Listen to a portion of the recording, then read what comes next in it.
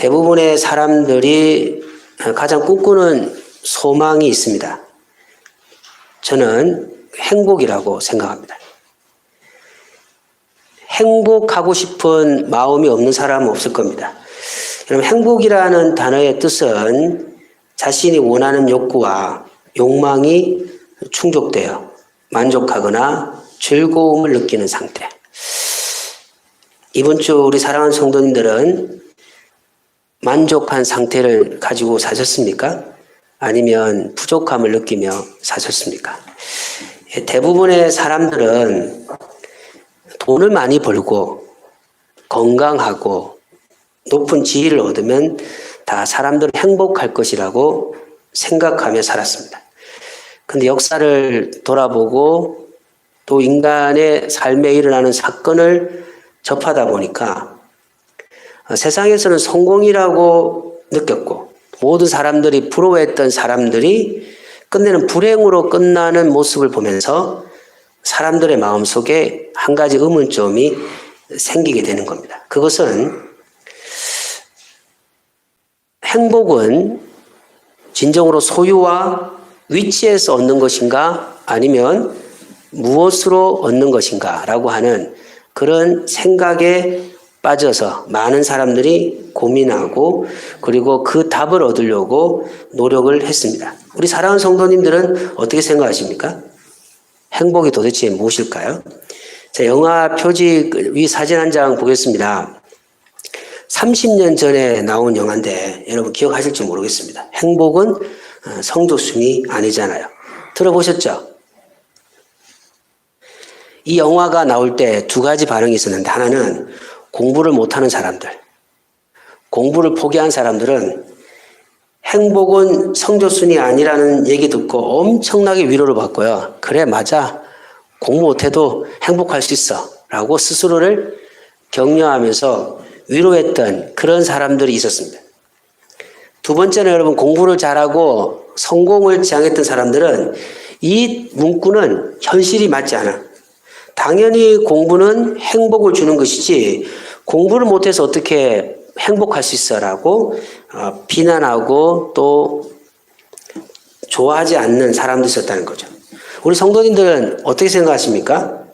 행복은 이 성적이라고 하는 것은 어떤 그 기준 그리고 무엇이 있어야만이 행복하다고 하는 하나의 가정을 얘기하는 것인데 행복은 어떤 것에 영향을 받을까요? 영향을 받지 않을까요?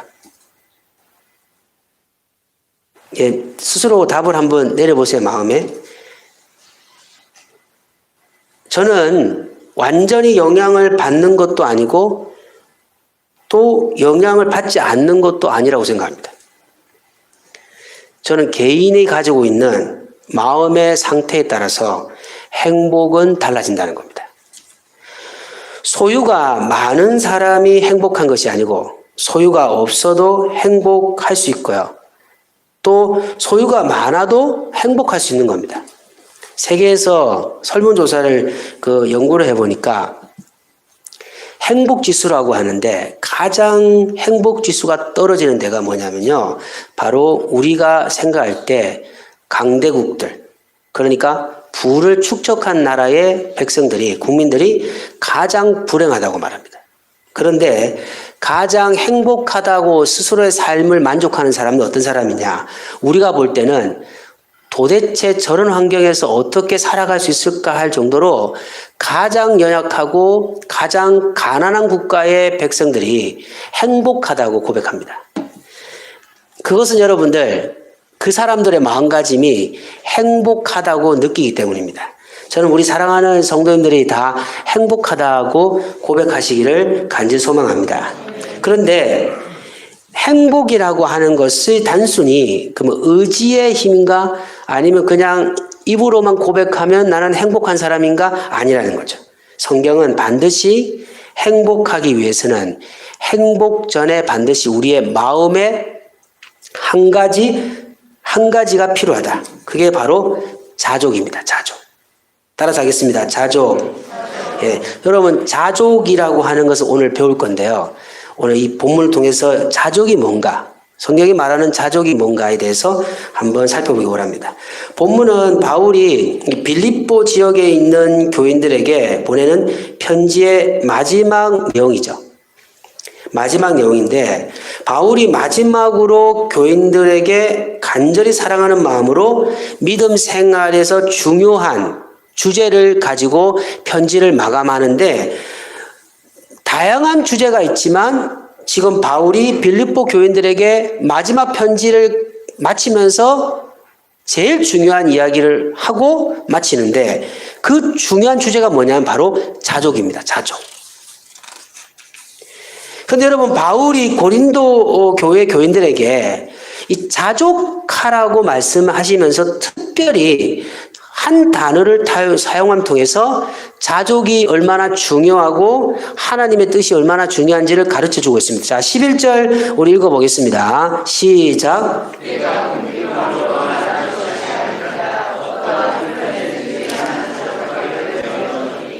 바울은 빌립보 교회 교인들에게 믿음의 삶을 살아가면서 자족하는 삶이 중요하다고 하는 것을 가르쳐주고 있는데 근데 여러분 여기서 보면 바울이 자족해야 한다든지 자족하기 위해서는 기도해야 한다라고 이야기하는 것이 아니고 자족하기 위해서는 배워야 한다. 이 배움이라고 하는 단어를 사용하고 있다는 거죠. 아주 독특한 성경에서 보면 배워라라고 하는 이 단어를 바울은 잘 사용하지 않습니다. 그런데 오늘 이 빌립보 자족의 이야기를 하면서 배워라. 나는 배웠다라고 말하면서 그 빌립보 교인들에게 너희들도 배워야 한다라고 이야기하고 있는 겁니다. 자, 여러분 우리가 잠시 빌립보 지역에 대해서 한번 살펴보기 원하는데 빌립보는 알렉산더 대왕의 아버지인 그 빌립의 이름을 따서 지은 도시입니다. 이 로마 태역 군인들의 거주지고요. 또 유럽과 아시아를 연결하는 교통 요충지로서 이 행정 수도인 데살로니가와 함께 마게도냐라고 하는 지역의 중심 도시였습니다. 바울은 이런 도시 가운데 살아가고 있는 유대인 그리스도인들과 이방인들에게 하나님의 말씀을 전했던 그리고 하나님의 뜻을 전했던 책이 빌립보서라는 거죠. 그런데 여러분들 여기서 우리가 깊이 생각할 것은 뭐냐면 우리가 여러분 유대인 이렇게 말하면 가장 강조하는 게 뭐예요? 유대인 하면 아브라함의 후손이라고 하잖아요. 그죠? 유대인이라고 하면 아브라함의 후손이고 그리고 유대인 하면 단일 민족처럼 하나의 어떤 민족처럼 여기는데 근데 여러분 깊이 생각해 보면 역사를 보면 유대인들은 이스라엘의 어떤 특별한 사건을 통해서 유대인들은 두 부류로 딱 나눕니다. 그러니까 유대인은 똑같은 유대인인데 지역에 따라서 유대인이 나눠집니다. 어떤 유대인이냐면 팔레스타인 유대인. 이 팔레스타인 유대인들 어떤 유대인이냐면 예루살렘 중심에서 예수님이 사역할 때 만났던 유대인들은 예루살렘 중심에서 살았던 사람들이 팔레스타인 유대인들이고 오늘 빌립보 바울이 전했던 그 편지를 받는 유대인들은 디아스포라 유대인입니다. 따라서 하겠습니다. 디아스포라 유대인. 그러니까 유대인이면서도 팔레스타인 유대인, 예루살렘 성전 안에서 중심적으로 살아가는 유대인들과 그리고 각자 흩어져. 그 역사를 보면 이렇게 각자 흩어져 있는 게 수백만 명이었다 이렇게 말하죠. 그러니까 이 사람들하고 이 사람들은 아브라함의 후손인데도 완전히 다른 사람들처럼 살았던 사람들이다. 우리가 여기서 이제 중요한 왜 제가 이 얘기 하는지를 조금 있으면 말씀드릴 테니까 기대하시고 잘 보시기 바랍니다. 자, 그래서 첫 번째 뭐냐면 여기 팔레스타인 1번. 팔레스타인 유대인들은 어떤 사람들이냐면 성전 중심에서 보수적으로 히브리 율법에 집착했던 사람들입니다. 예수님을 십자가에 못 박혀 죽게 했던 유대인들은 이 팔레스타인 유대인들인 거죠. 이 사람들은 오직 자신들이 선민이고 자신들만이 구원이 있다라고 생각했던 사람들이라는 거죠. 그런데 예수님 오셔서 하나님은 온 우주의 주권자이시고 이방인들도 다 구원받을 수 있다라고 얘기하니까 이 유대인들은 분노할 수밖에 없는 것이죠. 그런데 역사를 보면서 전쟁에서 포로로 끌려간 후에 예루살렘으로 돌아오지 못하고 그 애굽이나 이런 지역에서 그냥 살다가 1세대, 2세대, 3세대 후손들이 그냥 살았던 이 디아스포라 유대인들은 어떤 사람들이냐면 스스로가 아브라함의 경건한 자손이라고 할 정도의 그 생각을 가지고 있는데 2번입니다. 2번. 그 생각을 가지고 있는데 주변 문화가 무슨 문화입니까? 그리스 문화, 헬라 문화입니다. 헬라 문화. 그런데 안타까운 거는요, 시대가 지나가면서 유대인들이 히브리어를 잊어버립니다. 이 디아스포라 유대인들은요, 히브리어를 알아듣지를 못해요. 왜냐하면 이들은 헬라어에 익숙한 사람이죠. 그래서 여러분 신약 성경이 헬라어로 이렇게 적은 이유가 바로 거기 있는 것이죠. 겉은 유대인인데 속은 완전히 그냥 헬라 문화에 익숙한 사람들인데 바울은 이 디아스포라 유대인들에게 복음을 전했던 사도라는 거죠. 그러니까 바울이 그 지역의 유대인들을 딱 보니까 분명히 유대인들인데 실제로는 헬라 사람이에요. 헬라 사람. 생각도 헬라적으로 모든 생활도 헬라적으로 살아가는 사람들에게 하나님의 말씀을 전하면서 그 다음에 추가로 예수 그리스도의 복음을 전했다는 거죠. 그러면 오늘 빌립보 교인에게 뭐라고 말합니까? 따라서 하겠습니다. 자족을 배웠노라. 이 자족이란 얘기를 할 때 제가 말씀드렸던 이 사람들이 어떤 사람들이라고요? 디아스포라 유대인들이란 말이죠. 그럼 디아스포라 유대인들은 무슨 영향을 받은 사람들입니까? 1번 율법, 2번 헬라 문화를 받은 거예요. 그러니까 이 사람들의 생각의 자족이란 단어는 성경적 자족이 아니고 헬라적 생각 속에 자족이라고 하는 단어를 이해하면서 살았다는 거죠. 여러분, 자족이 뭐냐면 여러분들, 자기 스스로 충분히 만족하는 것. 세상은 뭐라고 말합니까? 너 자신이 누구의 평가에 대해서 신경 쓰지 말고 너 스스로가 행복하고 만족하면 너는 행복한 것이다. 이렇게 말하잖아요.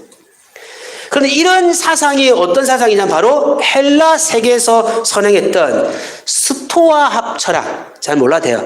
스토아라고 하는 철학자가 있는데 스토아 철학의 핵심적 내용이 바로 거기 있는 겁니다. 스토아 철학자는 뭐라고 말하냐면 자기 의지의 힘으로 환경을 극복하고 어떤 환경도 자기 스스로 감당할 수 있다라고 말하는 사람이 스토아 철학자들인데 이 스토아 철학자들의 영향을 받은 문화가 헬라 문화라는 거예요. 여기에 완전히 그냥 이렇게 보통적으로 살았다는 겁니다. 헬라 문화에 영향을 받았던 이 빌립보 교인들도 열심히 사는 거예요. 행복하고 싶어 열심히 살아가요. 그런데 그 열심이 뭐냐면 자기 중심적 열심이라는 겁니다.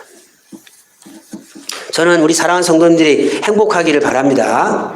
진정으로 자족은 자신이 의지하고 신뢰하는 것이라고 믿었던 이 빌립보 교인들이 가지고 있는 이 헬라적 자족의 관점을 제거하고 성경이 말하고 있는 자족에 대한 하나님의 가르침을 바울은 빌립보 교인들에게 전하고 싶었던 겁니다.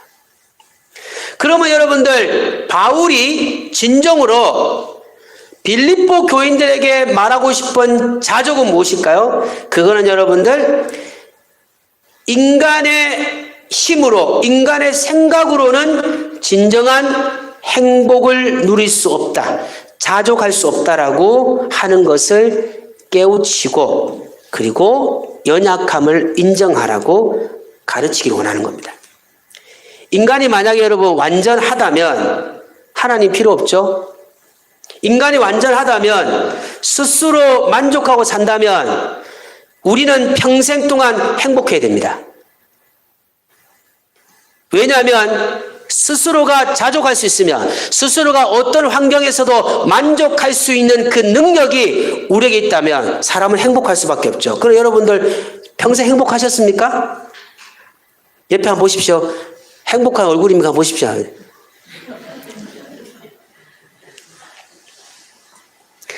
목사인 저도 48년의 인생을 볼 때 행복했을 때도 있었지만 불행할 때도 있었다는 거죠. 슬펐을 때도 있었다는 거죠.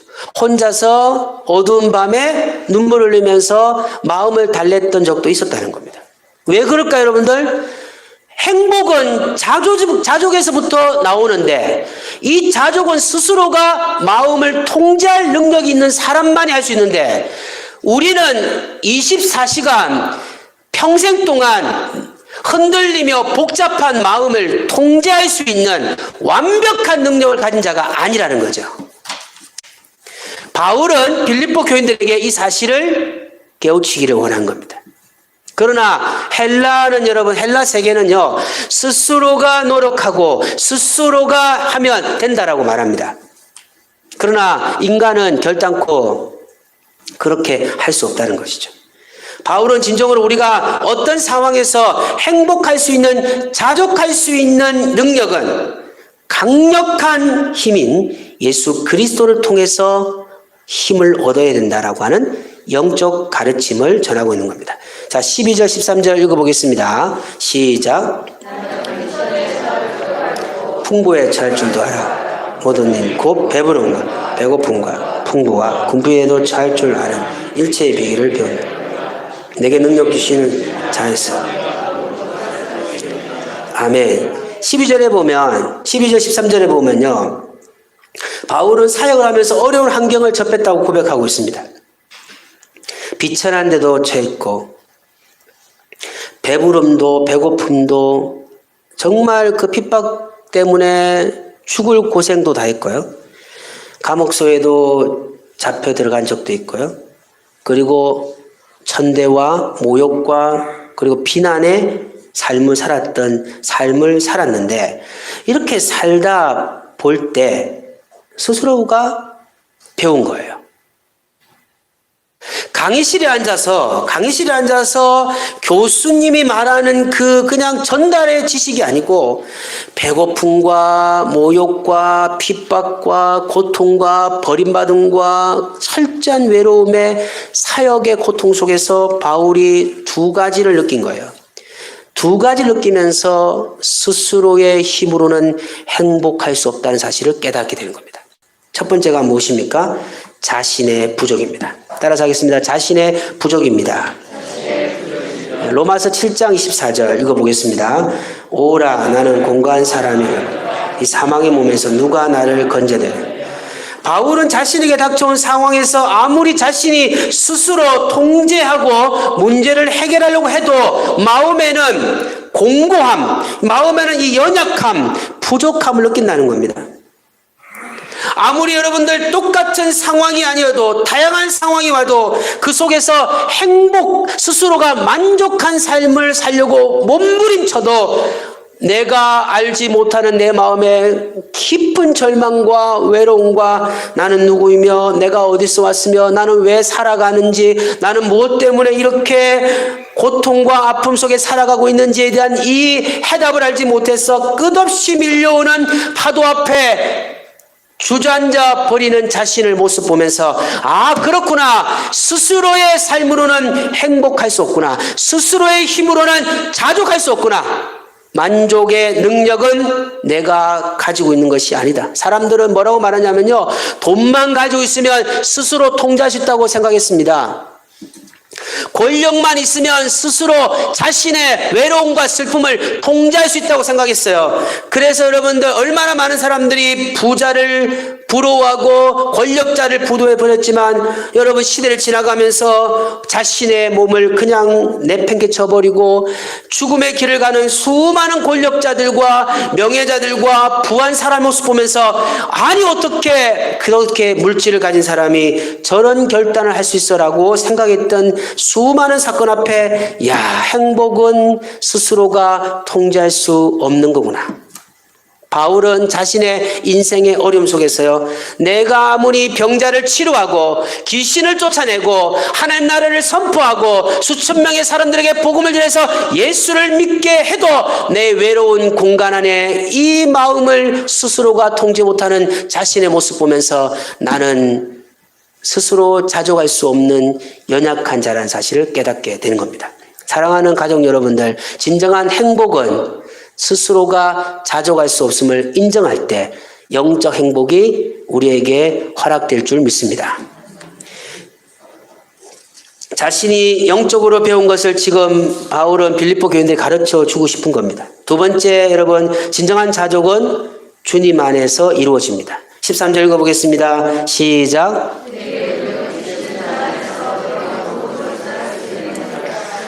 우리는 항상 바울처럼 새로운 상황에 직면할 수밖에 없습니다. 이런 상황에서 가장 중요한 것은 자족하는 삶을 살아갈 수 있는 지혜를 얻어야 되는데, 오늘 바울은 뭐라고 하냐면 능력 주시는 자 안에서 살아가야 된다. 이걸 다른 말로 말하면 in Jesus Christ라고 말하죠. 예수 안에서 살아가는 사람만이 능력을 가지고 어떠한 상황에서도 만족하는 일체의 살아가는 비결을 얻을 수 있다고 말씀하시는데, 왜 바울이 여러분들 이렇게 얘기했을까요? 그것은 유일하게 100% 자신의 내면의 모든 삶을 통제할 수 있는 분이 예수 그리스도라는 겁니다. 예수 그리스도는 자신의 삶을 통제하고 다스릴 수 있는 능력을 가지고 있으면서 그분을 의지하고 믿는 자가 흔들릴 때 그 마음을 붙잡고 어떤 상황에서도 스스로 만족하고 행복할 수 있도록 만들어주는 능력이 예수 그리스도 안에 있다라고 하는 겁니다. 그리스도인은 진정한 자족의 힘을 주님 안에서 찾는 사람이 진정한 행복자라는 겁니다. 이것은 여러분 단순히 예수님의 능력을 인정한다라는 개념이 아니에요. 왜 여러분 교회 다니는 사람 중에서 불행한 사람이 얼마나 많은 줄 아세요? 저는 여러분이 부자가 되길 바랍니다. 다시, 여러분 부자가 되길 바랍니다. 돈이 많은 사람이 되어서 다른 사람 나눠주면 좋겠습니다. 그러나 우리가 그러면 가난하면 불행해야 됩니까? 이 땅에 여러분 가난하면서도 진정한 행복을 누리고 사는 사람들이 많다는 겁니다. 왜 그럴까요? 예수 그리스도의 능력을 경험했기 때문입니다. 화려하게 살고 화려한 삶을 살고 그리고 많은 것을 누리고 살아가지 못하지만 가난한 이웃들과 함께 살아가면서 행복하다라고 고백하는 사람들이 많다는 겁니다. 옛날에 하버드의 최고의 석학이었던 교수님이 그 일반 사람들 갈 수 없는 그 교수의 자리를 내팽개치고 장애인을 섬기는 선교 사역에 자신의 몸을 희생할 때 사람들이 다 바보라고 말하는 거예요. 아니 어떻게 저 자리를 그만둬, 당신은 이제 불행할 거라고 말하는 거죠. 그러나 그 교수님 뭐라고 만족하십니까? 하버드에 그래서 그 영광스러운 자리에 있을 때보다 가난하고 아픈 자와 함께 살았을 때가 행복하다는 거죠. 여러분 이게 말이 안 되잖아요. 이것은 뭐냐면 그리스도 안에서 자족의 능력을 경험했기 때문입니다. 여러분 지금 불행하십니까? 아침에 눈 뜨면 똑같은 생활을 매일 스트레스 받고 해결해야 될 문제가 끊이지 않아서 지치고 힘드십니까?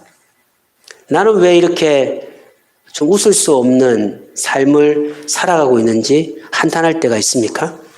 예수 그리스도 안으로 들어오십시오. 예수 그리스도의 능력을 얻으시기 바랍니다.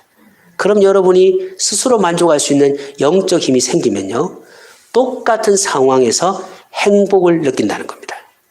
이게 영적 원리라는 거죠. 바울은 자신이 사역을 하면서 배웠던 중요한 영적 사실을 빌립보 교인들에게 가르쳐 주고 싶은 겁니다.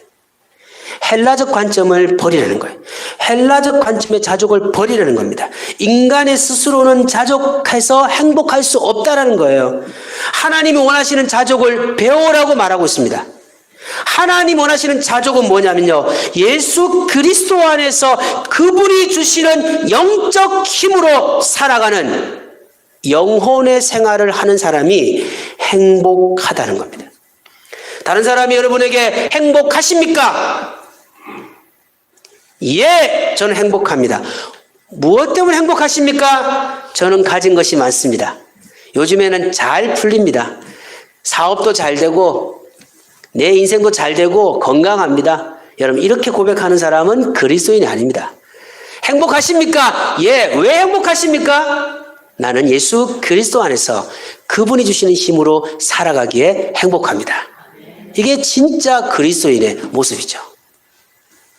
저는 사랑하는 성도님들이 진심으로, 정말 진심으로, 정말 가슴에 진심을 100배 담고 간절하게 바람은 우리 안에 그런 영적 은혜가 있기를 간절히 소망합니다. 말씀을 정리하겠습니다. 저는 예수소망교회 모든 성도님들이 힘들고 어려운 상황에서 실망하지 않고 행복한 삶을 살아가기 바랍니다. 하지만 행복은 그냥 생각에서 일어나는 것이 아닙니다. 행복의 시작은 자족에서부터 시작됩니다. 바울은 자족의 힘을 두 가지로 설명합니다. 첫째는 나 자신입니다. 그리고 예수님입니다. 바울은 교인들에게 예수님이 주시는 능력으로 자족하기를 원한다는 거죠. 사진 한 장 보겠습니다. 얼마나 우리 성도님들에게 더 이해를 시키려고 또 이렇게 콘센트 사진을 아무리 비싼 가전제품을 콘센트에 꼽아도 사용할 수 없습니다. 가전제품을 사용하기 위해서는 전원을 켜야 됩니다. 신앙생활도 마찬가지입니다. 우리가 진정한 행복을 누리기 위해서는 건강한 자족의 은혜를 받아야 됩니다. 사랑하는 여러분들, 영적 전원을 켜시기를 간절히 소망합니다. 영적 전원은 내 힘으로 자족하려고 노력하는 삶을 포기하고 예수 그리스도를 통한 영적 힘을 얻고 그분을 통해서 살려고 하는 영적인 삶을 살아가는 것이 바로 영적 전원을 켜는 거라는 것이죠. 지금부터 주님 안에서 능력을 받고 어려운 상황에서도 자족의 능력으로 하늘이 주는 행복으로 힘들지만 또 시작되는 일주일의 삶을 행복하고 감사하는 마음으로 살아가시기를 주 예수 그리스도 이름으로 간절히 소망합니다.